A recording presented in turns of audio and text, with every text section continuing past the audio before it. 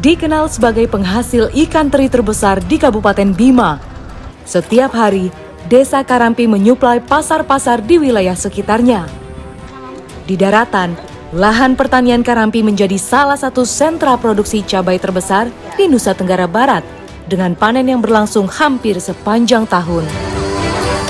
Tetapi meski produksi terus berjalan dan hasil terus keluar dari desa, Karampi juga menghadapi ironi tersembunyi. Akses masih terbatas, kesejahteraan belum merata.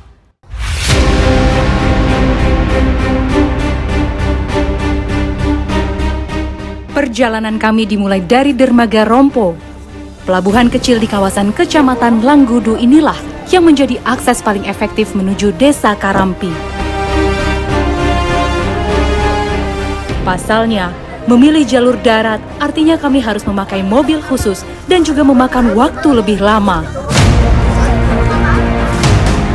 Kedatangan kami di hari Minggu tepat pada hari pasar, di mana warga Desa Karampi juga berbelanja di pasar dekat pelabuhan.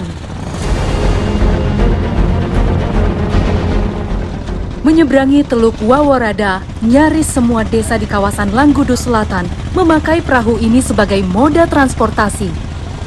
Dari Desa Karampi, Waduruka, sampai Sarai Rumah.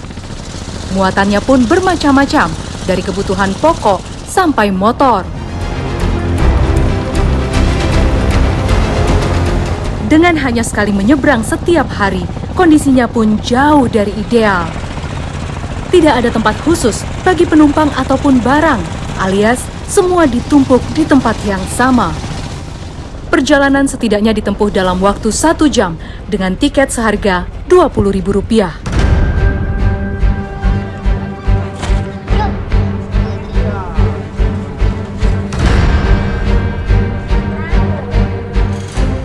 Berada di atas Tanjung Langgudu, Karampi memang kaya akan sumber daya alam, terutama laut. Dari 300 kepala keluarga di Desa Karampi, hampir 80% mencari penghidupan sebagai nelayan atau buruh nelayan. Dengan tangkapan selalu berubah berdasarkan musim, kedatangan kami di Karampi tepat ketika musim teri akan berakhir. Nah, sekarang ini udah jam 5 sore dan ini udah waktunya buat nelayan bagan itu biasanya berangkat untuk mencari ikan teri. Di Teluk Waworada bagian Desa Karampi, setidaknya ada 40 bagan yang menjadi sandaran hidup warga. Dengan metode bagan apung, nelayan Desa Karampi memakai perahu sebagai struktur utama. Dengan begitu, bagan bisa berpindah lebih cepat pada titik di mana ikan berkumpul. Selain itu, perairan teluk yang relatif tenang membuat metode bagan apung menjadi yang paling efektif untuk mencari ikan. Berangkat pukul 5 sore, warga biasanya baru kembali ke daratan menjelang subuh. Satu bagan diisi 5-6 orang nelayan yang bekerja sepanjang malam nyaris tanpa istirahat. Setelah 1 jam, akhirnya kami sampai juga di titik yang diperkirakan nanti di sini akan banyak ikan teri. Nah, ini kami langsung nurunin jaring untuk nanti diangkat untuk ngambil ikan terinya. Udah kepasang semua ya, Pak? Iya. Ini masang apa lagi, Pak? Talinya. Yang menarik, rata-rata nelayan Desa Karampi tidak memakai GPS ataupun alat pencari ikan. Dari dulu, mereka masih mengandalkan insting dan juga pengalaman untuk menentukan titik ikan berkumpul.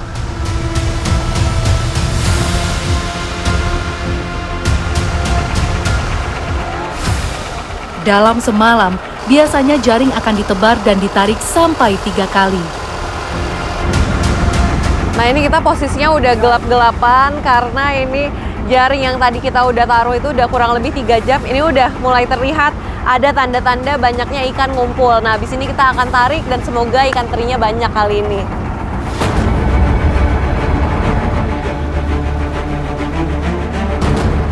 Sebagai ikan pelagis kecil yang tersebar di perairan pesisir, teri menjadi salah satu komoditas laut bernilai ekonomi tinggi di Kabupaten Bima.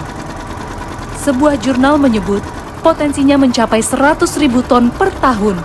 Di antara desa penghasil teri di Bima, Karampi menjadi salah satu yang paling besar.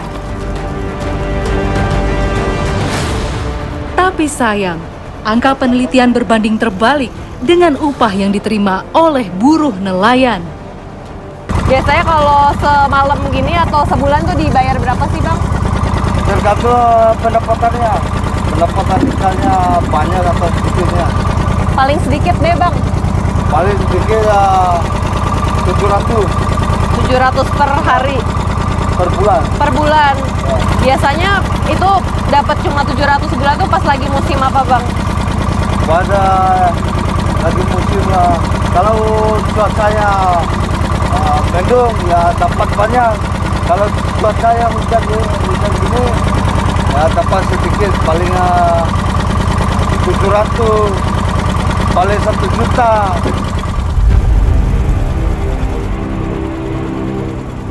Iya, jika dibanding dengan upah minimum Kabupaten Bima Rp2.700.000 sebulan, cuaca buruk membuat nelayan hanya bisa mendapat kurang dari setengahnya.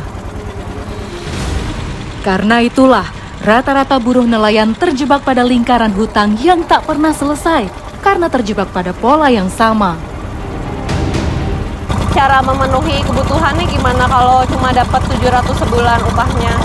Kalau dapat segitu ya pusing kepala. Biasanya suka ngutang gitu nggak Bang? Ya suka ngutang. Ngutangnya sama siapa Bang? Ke orang yang punya bagang.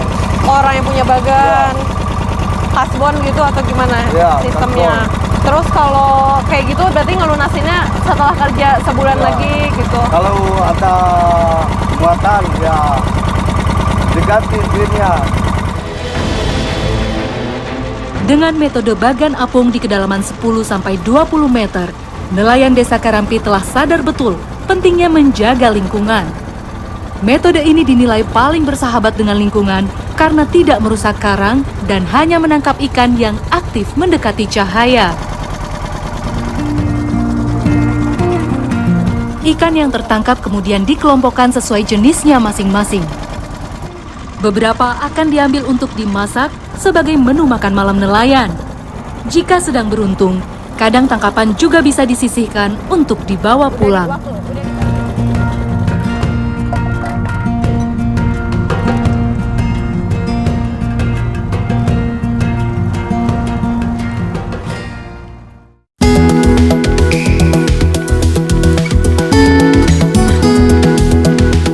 Keesokan harinya, ikan teri hasil tangkapan nelayan harus langsung dijual untuk diolah di tempat penjemuran teri. Di Karampi, warga mengolah ikan teri tanpa perebusan karena lebih sederhana dan hemat biaya serta menghasilkan tekstur teri yang lebih alami. Teri sebelumnya dicuci dengan air laut sampai bersih untuk kemudian dijemur di bawah sinar matahari langsung. Penjemuran bisa memakan waktu 1-2 hari tergantung cuaca. Kalau ini Bu, ikan sebanyak ini lagi sedikit atau banyak sih Bu? Ini sedikit hari Sedikit. Kenapa Bu dari nelayannya dapatnya dikit? ini. Iya, tergantung hasil nelayan. Kalau banyak ya banyak kita jemur. Ini lumayan sedikit hari ini. Kalau kemarin-kemarin Bu? Kemarin-kemarin banyak, ini penuh semua di sini. Oh, berarti hari ini aja lagi Iya, hari sedikit. ini aja lagi sedikit. Karena anginnya terlalu kencang mungkin tadi malam itu. Kalau angin tuh ngaruh juga Ibu ke hasil Iya, ikannya. Kalau gelombangnya besar nggak bisa melaut. Berarti pernah Bu, berapa hari gitu nggak ada yang laut, jadi nggak ada yang jemur ikan? Pernah 2-3 hari. 2-3 hari. Kalau udah masuk musim hujan itu memang anginnya agak kencang. Gelombangnya juga besar dia.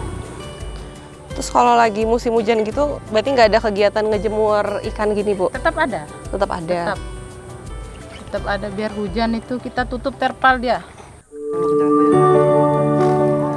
Dengan metode pengolahan yang sangat tradisional, ikan teri Karampi memang masih bisa menembus pasar luar daerah. Dari pasar-pasar di Kabupaten Bima sendiri, Sumbawa, bahkan sampai Kalimantan. Sayangnya ketika musim hujan datang, teri terkadang dijual basah atau dengan kualitas sedang yang berpengaruh pada harga jualnya. Ibu Ibu ini kan ikannya lagi sedikit, berarti mungkin kerjanya nggak nyampe siang gitu. Itu Ibu bayarannya beda nggak sih Bu? Beda. Kalau setengah hari itu 35 kalau bayarannya. Kalau sehari ya 70. Ini kan ikannya sedikit, jadi setengah hari. Ya kita gaji 35 kalau setengah hari. Biasanya ada rentang waktunya nggak Bu? Berapa bulan gitu dapat gaji cuma setengah hari kerjanya? Enggak sih, kita gaji per hari. Per hari ya? Iya, soalnya kan ibu-ibu butuhnya belanjanya tiap hari. Jadi kita tiap hari selesai kerja bayar gitu. Biasanya, teri kualitas bagus bisa mencapai 50–60 ribu rupiah per kilogram. Ukurannya seragam, kering sempurna dan punya daya simpan lebih lama. Jika sudah mencapai pasar di Bima atau daerah lain, teri Karampi bahkan dihargai setidaknya 80–90 ribu rupiah.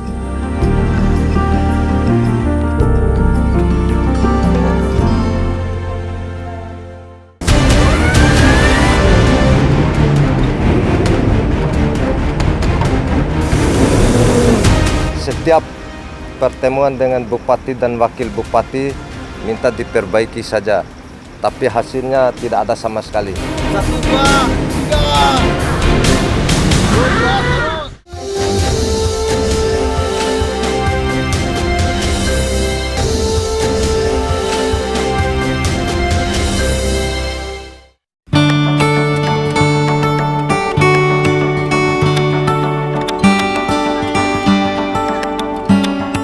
Dengan kawasan perbukitan yang tak terlalu tinggi, warga desa Karampi juga mampu memanfaatkan lahan kering di desanya untuk budidaya cabai.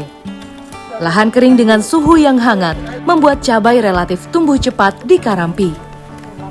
Bersama desa Kawuwu di Kecamatan Langgudu, desa Karampi menjadi salah satu pemasok cabai terbesar di seluruh Nusa Tenggara Barat dengan hasil mencapai 2 ton setiap hari. Di Desa Karampi ini dari bulan Agustus kemarin sudah musim panen cabai. Namun di pertama musim panen itu selama 1 bulan lebih harga itu jatuh hanya 8.000 per kilogram. Ya, harga cabai yang naik turun juga berpengaruh besar pada ongkos buruh petik. Setiap kali panen, buruh petik dibayar dari 70–100 ribu rupiah tergantung harga pasar cabai. Dalam sebulan, cabai bisa dipanen 2 kali, yang artinya buruh hanya bisa mendapatkan 200 ribu rupiah setiap bulannya. Tetapi meski kenyataannya harga cabai di Pulau Jawa dan kota besar naik jelang pergantian tahun, upah yang diterima buruh petik tak berubah. Itu cukup nggak sih Bu buat kebutuhan sehari-hari gitu, buat Kalau dibilang makan? cukup, ya nggak cukup sih kalau dibilang. Ya dicukupin aja. Semoga harga cabenya lebih naik lagi harganya, karena gimana pun kita di sini mengharapkan, bukan saya sendiri sih, tapi semua orang lah yang tanam cabai ini mengharapkan harga cabai itu lebih naik lagi. Minimnya upah buruh petik juga tak bisa disalahkan langsung kepada pemilik kebun. Pasalnya, semua cabai harus dikirim lewat jalur laut dengan biaya yang tidak sedikit. Jika harus dibandingkan dengan biaya pupuk dan lainnya, maka yang paling bisa diminimalisir tentu ongkos buruh.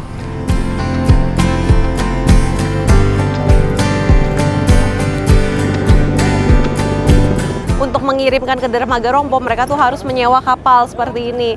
Dan harga sewanya juga cukup besar, yaitu mencapai 800 ribu rupiah. Jadi potongannya cukup banyak ya, jadi entahlah apakah bisa selalu balik modal, untung atau tidak.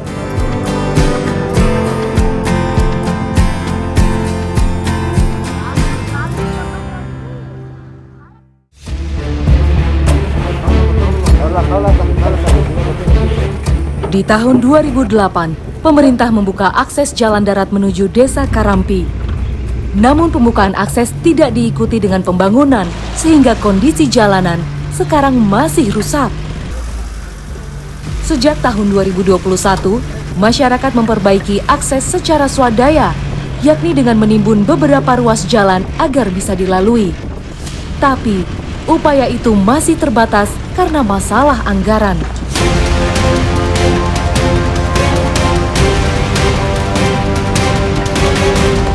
Jalur ini sebenarnya direncanakan sebagai akses untuk menuju jalan lintas Tente Parado, yakni akses utama menuju pusat kabupaten.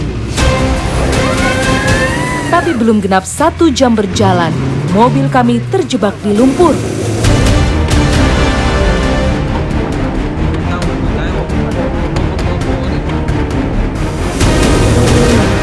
Berarti buat ke Dermaga Rompo masih 60 kilo lagi ya, Masih Pak? lebih kurang 60 kilo ini. Dan ini salah satu jalan yang paling parah yang kita lintas.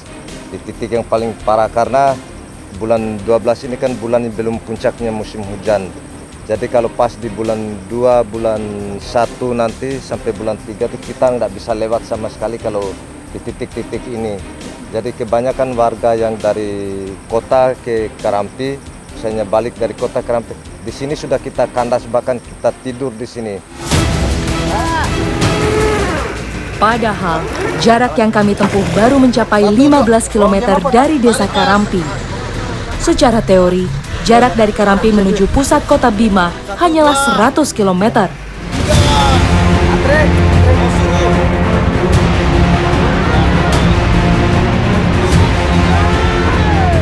Dalam perjalanan normal, jarak itu harusnya bisa ditempuh hanya 2 jam saja. Pernah nggak Pak minta bantuan atau melapor gitu mungkin ke tingkat kabupaten atau apa gitu, Bukan Pak? pernah, bukan lagi kita minta, atau bukan lagi pernah. Sudah sering setiap tahun, bahkan setiap pertemuan dengan bupati dan wakil bupati, hanya topiknya cuman kita minta, tidak minta lebih, minta diperbaiki saja dengan melalui sertu pakai batu alam ini atau batu kali. Tapi hasilnya tidak ada sama sekali. Kami memutuskan untuk kembali ke desa Karampi. Dan yang mengejutkan, kami menemukan genangan air laut yang sudah naik ke permukaan di jalan yang kami lalui sebelumnya. Pak, ini airnya biasanya naik sampai segini, Pak? Ya. Airnya ini kalau pas dia musim pasang, ketinggian bisa melebihi daripada 1,5 meter ini. Dan ini salah satu jalan yang menuju Karampi ini, kali yang paling terbesar ini. Sehingga kalau pada saat air pasang, kita warga yang datang dari desa sebelah atau mungkin warga saya yang pulangnya dari Bima, kalau pas air pasang, dia terhalang di sini sampai 4-5 jam untuk menunggu air itu turun, surut.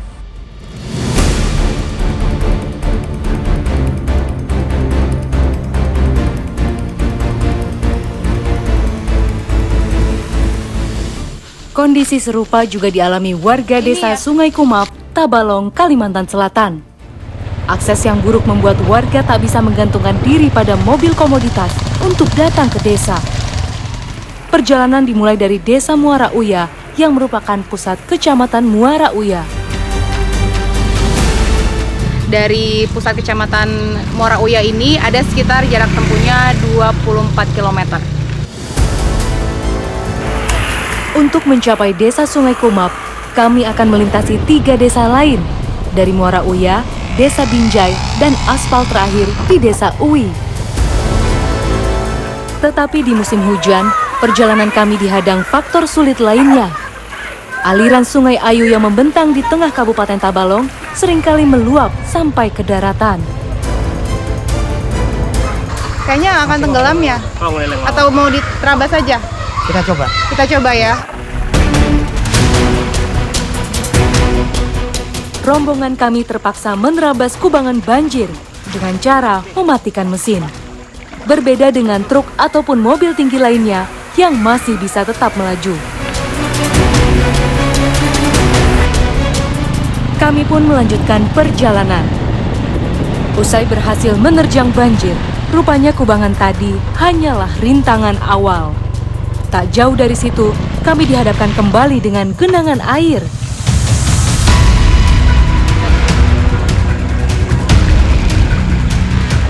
Beberapa orang mengecek ketinggian air. Dari permukaan, genangan terlihat cukup tinggi. Saya pun menghampiri titik banjir kedua yang kami temui. Ini saking airnya meluap deras tinggi, jadi jembatan aja sampai keangkat. Jadi ini udah nggak ada bentuknya lagi nih, jembatan kayu sudah nggak kelihatan, harus hati-hati. Tak ada cara lain. Jika memaksakan menerobos banjir, maka akan berkonsekuensi pada kerusakan mesin motor. Satu persatu kendaraan yang berada dalam rombongan kami diangkut menyeberangi genangan air. Hal ini memakan waktu cukup lama dan menguras tenaga kami. Genangan banjir yang kami temui kali ini lebih panjang dari titik sebelumnya. Warga Sungai Kumap bersusah payah membopong satu demi satu motor untuk melampaui banjir yang tingginya mencapai 1 meter. Usai 1 jam berlalu, kami berhasil lolos dari kubangan banjir di titik kedua, lalu melanjutkan perjalanan. Kalau di sini memang selalu tanjakannya menukik gitu ya Pak ya? Iya, selalu menukik. Dan apabila musim hujan kondisi jalannya rusak. Ini kami baru aja masuk lagi ke saya kaget aja, barusan ada lewatin kubangan banjir lagi. Selain rawan banjir, jalan berliku dan diapit lereng juga berpotensi longsor. Apalagi jika curah hujan sedang tinggi seperti sekarang. Dan ternyata, rintangan kami rupanya belum berakhir.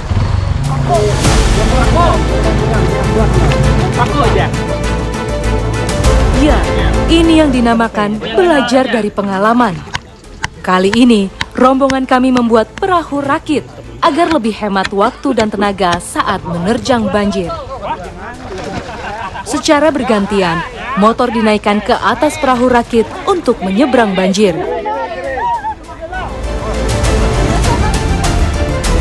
Ini kelihatan memang yang ketiga ini lebih dalam dari sebelumnya. Barang-barang harus diselamatkan dulu. Dan motor yang pertama sudah berhasil lewat menyeberang.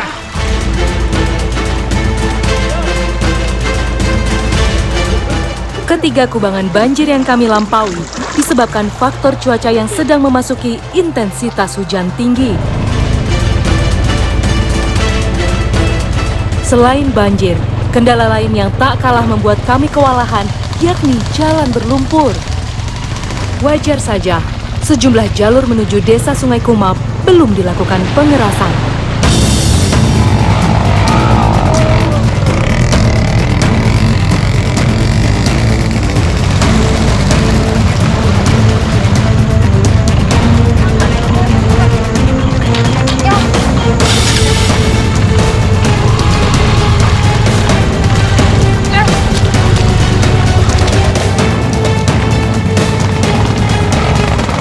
Perjalanan panjang ini tak terasa tiba di penghujung terangnya matahari.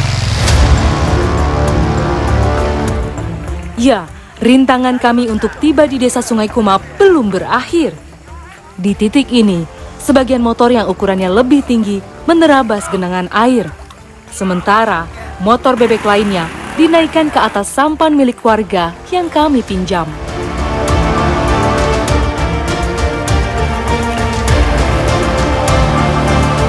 Usai satu persatu motor berhasil lolos dari banjir, kami melanjutkan perjalanan. Di hari yang sudah gelap, kami harus merapatkan barisan sebab sama sekali tak ada penerangan jalan.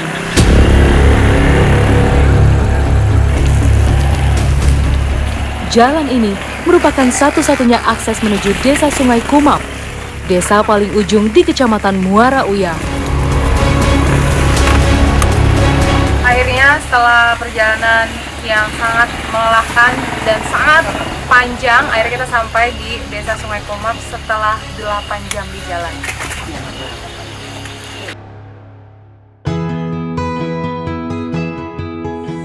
Dengan menjadi bagian kecil dari kawasan Pegunungan Meratus, sekaligus zona hutan tropis Kalimantan Selatan, desa Sungai Kumap memang didominasi oleh perbukitan. Sebagaimana desa di kaki Meratus lain, desa Sungai Kumap menjadi penghasil buah tropis unggulan, dari cempedak, rambai, sampai langsat. Meski begitu, untuk memanen buah perlu usaha yang lebih. Berbeda dengan Cempedak, kebun buah Langsat terpisah jauh dari permukiman. Kami harus melintasi sungai sebab tak ada jalur darat yang memadai. Aktivitas memanen buah Langsat ini harus ditempuh melewati aliran sungai Kumap yang cukup deras. Ternyata tepat depan kami ada pohon yang tumbang dan menutup seluruh badan sungai. Seperti inilah potensi kendala yang harus dihadapi di musim hujan. Pohon yang tumbuh di sekitar ruas sungai merupakan pohon besar yang usianya sudah ratusan tahun.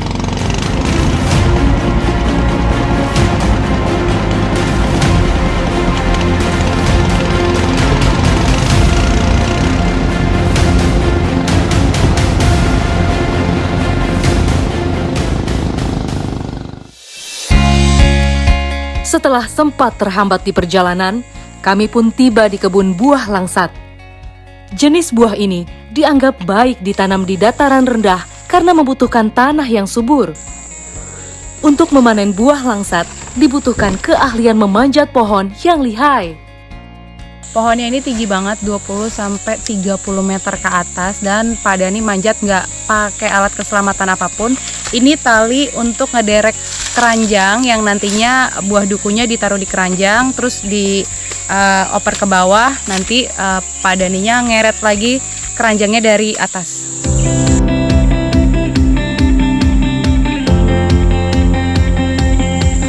Buah ditaruh ke dalam keranjang yang sudah dibawa ke atas pohon, lalu diturunkan perlahan menggunakan tali. Jika buah Langsat langsung dilempar dari atas pohon, maka buah akan berpotensi pecah dan terkupas. Wah, ini Langsat pas matang pas begini ya? Iya. Jadi kalau saya sih lebih mengenalnya ini tuh duku, tapi ternyata Langsat dan duku ada perbedaan dari bentuk. Kalau yang Langsat ini agak lebih lonjong. Terus jalannya itu sangat rusak, jadi susah, jadi harganya itu turun.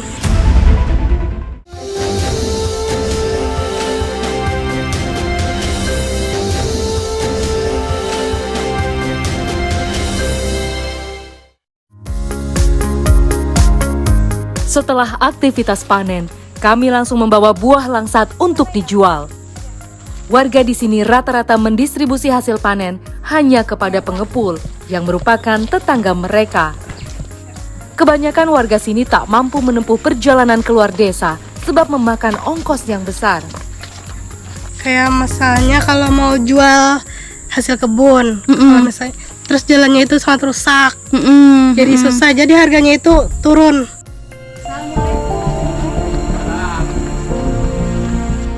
Hari ini, Pak Ahmad dan Hikmah mendapat hasil panen 20 kg. Kini, harga buah Langsat menurun hanya sekitar Rp10.000 per kilonya. Artinya, mereka hanya mendapat Rp200.000. Nominal tersebut tentu tak sebanding dengan ongkos perahu yang dikeluarkan dan biaya perawatan kebun yang semakin tinggi.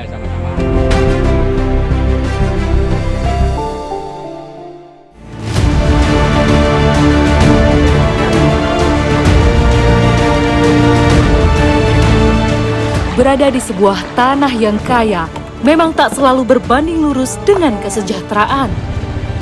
Ada banyak faktor dari akses dan infrastruktur pendukung agar kekayaan itu dimanfaatkan secara maksimal.